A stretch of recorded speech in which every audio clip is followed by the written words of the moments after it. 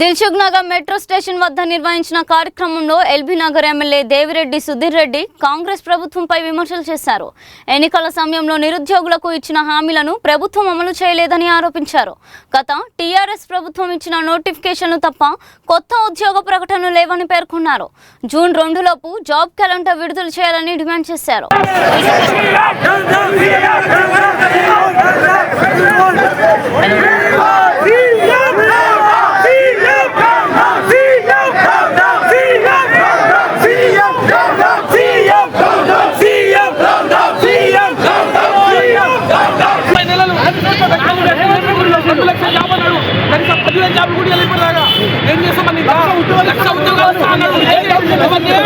మమ్మల్ని మోసం చేసి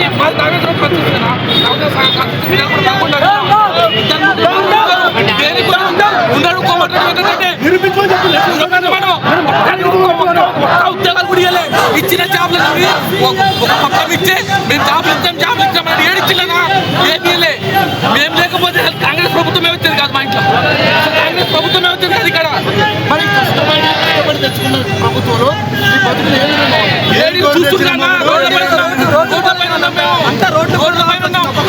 పైన కూర్చున్నాం, జాబులు లేదు ఏం లేదు. మా ఇంట్లో అంత మా పూర్ ఫ్యామిలీ, మా ఇంట్లో మా పూర్ ఫ్యామిలీ కూడా పైసలు గుళ్ళు తింటున్నాం. మేము గుళ్ళు కూడా పెడతాం గ్యాస్ వల్ల. ఏంటంటే సచివమంటే దాని నోటిఫికేషన్ ఇయ్యాడు, మేము ఇస్తున్నాం. ఒక 5 లక్షలు అంటాడు, ఒక 70,000 ఇచ్చా అంటాడు, ఒక 80,000 ఇచ్చా అంటాడు. 10,000 నోటిఫికేషన్ కూడా చక్కగా ఇయ్యలేదు. జూన్ 2న స్టేట్ పాపులేషన్ డే కాబట్టి మాకు వచ్చిన సమాచారం ఏంటంటే కేవలం 5,000 ఉద్యోగాలు మాత్రమే ఇచ్చి ఈ యొక్క నిరుద్యోగులు ఉన్నటువంటి ఈ యొక్క భారతదేశం చల్లబెట్టే ప్రయత్నం చేస్తున్నారు. మేము కనుక 5,000 ఉద్యోగాలను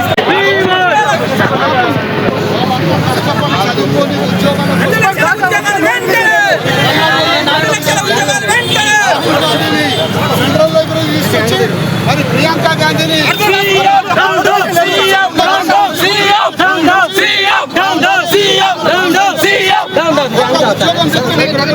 $2 లక్షల ఉద్యోగాలు చేయాలి.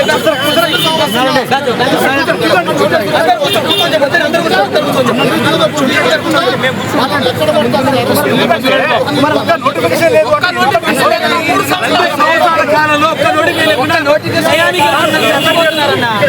తెలంగాణ రాష్ట్రంలో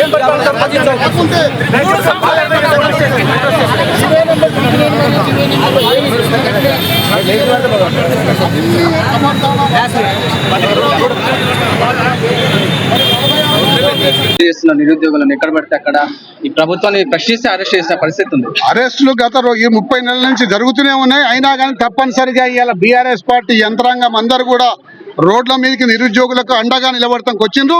అరెస్టులు అయినా ఏమైనా సరే తట్టుకొని నిలబడతాం. వీళ్ళకు కోరికలు సాధించేదాకా మేము వాళ్ళకి అండగా ఉంటామని ఈ సందర్భంగా భయభ్రాంతులకు గురి చేస్తే ఎక్కడ పోరు. ఈ పోలీసు వాళ్ళు అందరూ కూడా ఇక్కడనే ఉన్నారు. వీళ్ళు మళ్ళీ మేము అధికారంలోకి వచ్చినాక గతంలో ఆయన ఏదో రంగు బుక్ అన్నాడు, మేము అన్ని రంగుల బుక్కులు ఇలా చూపెడతాం. ఇక సుధీరెడ్డి గారు మీరేమో వీళ్ళకి విద్యార్థుల పక్షాన నిలబడి మీ పార్టీ తరఫు నుంచి వీళ్ళకి సహాయం వస్తుంటే ఈ పెయిడ్ బ్యాచ్ అంతా కూడా బీఆర్ఎస్ ఒక ప్రలోభ పెట్టి వీళ్ళందరినీ ఉసుకొలిపి ఈ ఉద్యమాలు చేస్తుందని మాట్లాడుతూ ఉన్నారు. అటువంటి వాళ్ళకి ఏ సమాధానం చెప్తారు? ఇప్పుడు ఇక్కడ ఉన్న యువకులందరూ కూడా పెయిడ్ బ్యాచ్ పాపం వల్ల కడుపు మండి ఇలా చదువుకున్నారు. పాపం పేద తల్లిదండ్రులందరూ కూడా హైదరాబాద్ పంపించి మీరు కాంపిటేటివ్ ఎగ్జామ్ రాసి ఉద్యోగం సంపాదించమంటే అరకొర వసతితో ఇక్కడ వచ్చి హాస్టళ్లలో వండుకొని కష్టపడి చదివి ఇవాళ ఉద్యోగాల నోటిఫికేషన్ పడకపోతే ఎంతో దీనంగా ఎదురు చూస్తున్న వీళ్ళందరూ కూడా పేడి బ్యాచా? వాళ్ళ ఉసురు ముడుతుంది. ఆ విధంగా పేడి బ్యాచ్ అంటే ఇట్లా ఎవరైతే అంటారో వీళ్ళందరి ఉసురు ముడుతుంది. వాళ్ళు మొత్తం కూడా సర్వనాశనం అయిపోతారు.